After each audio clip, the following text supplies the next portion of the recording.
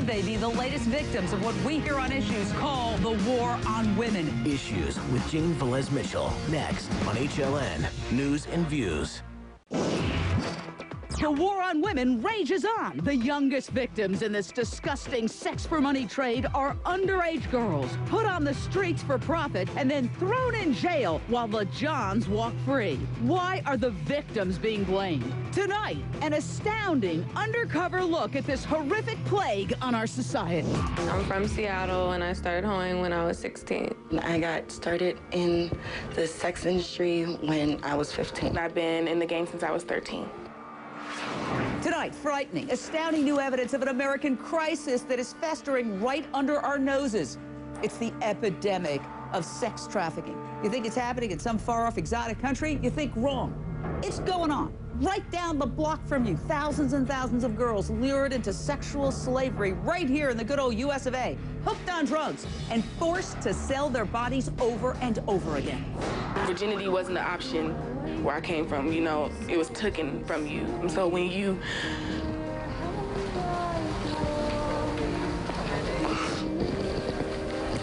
get into the game, or when you like have somebody telling you, you know, you can sleep with me for money and you already lost your virginity, it's like, why not? Like, you know, it's like, why not?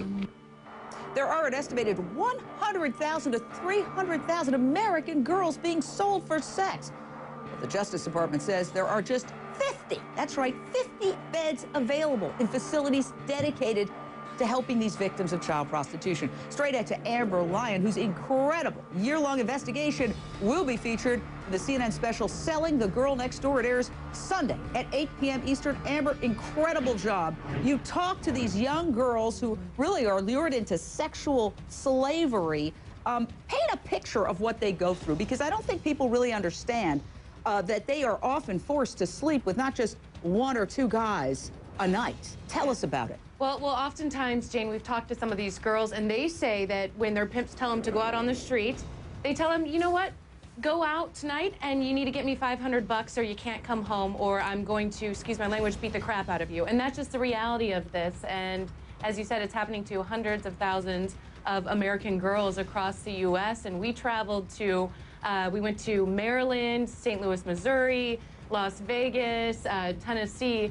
And in all of those locations, we found American girls being sold as sex slaves by pimps on the internet. Jane, the internet has made it so easy for pimps to sell these girls that we're seeing more and more pimps switch from drug dealing to selling girls because they can sell them over and over again. And our most vulnerable girls, the girls that run away, but not necessarily girls that are homeless living out on the street, but girls that maybe get in a fight with their parents and get mad. So they leave the house and run away, and oftentimes within 72 hours, excuse me, 72 hours, they're picked up by a pimp.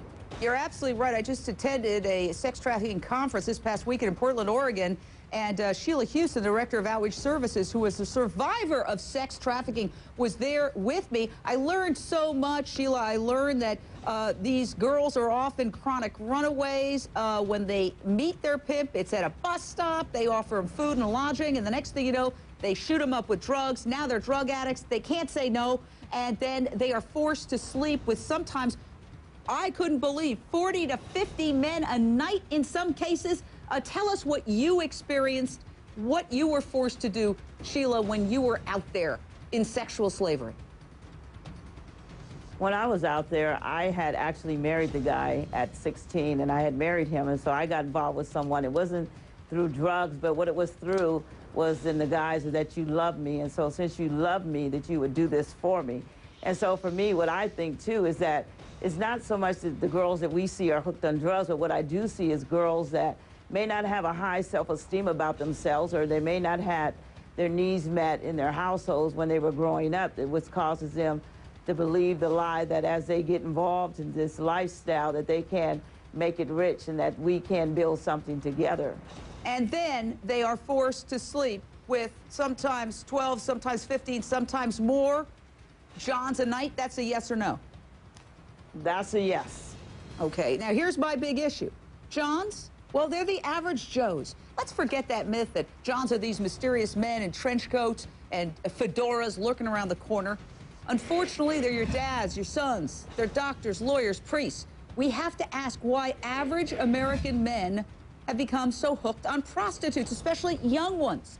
Is this the result, Dr. Reef Karim, psychiatrist, of the explosion of online porn, where men get hooked on illicit sex and all of a sudden regular sex with their life partner is just not going to do it anymore? Yeah, Jane, I think you hit on something very important here. Online porn has created it's brought fantasy into reality, and we're seeing more and more men addicted to porn, becoming sex addicts, having problems with sexual objectification of women, whereby they're not complete. They're not happy with just regular sexual encounters with their wives or their girlfriends. You know, I've treated sex trafficking victims before, and here's the thing, you know, on Craigslist, we see all these ads. You know, about a third to more than a third of these women are underage. This is in our country right here, and these women, they may physically look like women, but they're girls. They're young girls that are not mentally ready for all of this stuff that they're encountering. So what they do is they numb out with drugs and alcohol and act out in self-destructive ways. It's an incredibly sad cycle that I'm really happy we're talking about today, because it needs to be broken. Yeah, it absolutely does. And I talk about this in my upcoming book, Addict Nation, in depth. Some of the stuff that's happening on the internet as far as sexual exploitation of women is just jaw-droppingly awful. Patrick, Michigan, your question or thought, sir? Well, I got a couple comments. One, I believe our system is all messed up because these pimps should be prosecuted, but instead they're patted on the shoulder and saying, well, this is a good job, keep up the good work.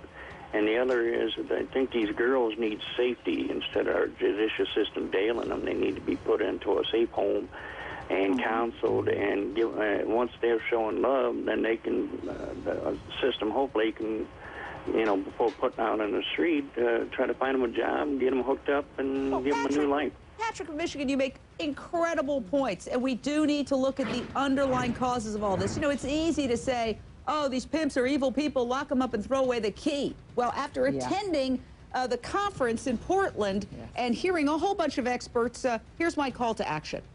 My call to action is, in some way, shape, or form, these pimps are victims as well.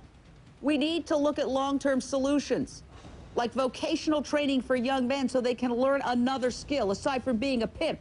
These pimps come from very low-income backgrounds, broken homes. They most often have no skills and no direction. They see their choices as selling drugs, flipping burgers, or becoming a pimp. You cannot fix this problem without treating the root cause. And Sheila Houston, we were talking about this at the conference. You were there and I was there. And, you know, we could say all these young men are evil, but the fact is that we could spend money creating vocational programs that would teach these young men when they're in their early teens how to be plumbers and cement layers and carpenters instead of becoming pimps, Sheila. I think also one of the things that he just said, too, he didn't mention the violence of the Johns as well. See, we put it all on the pimps, but I work directly with girls, and there's a lot of violence on the streets with Johns.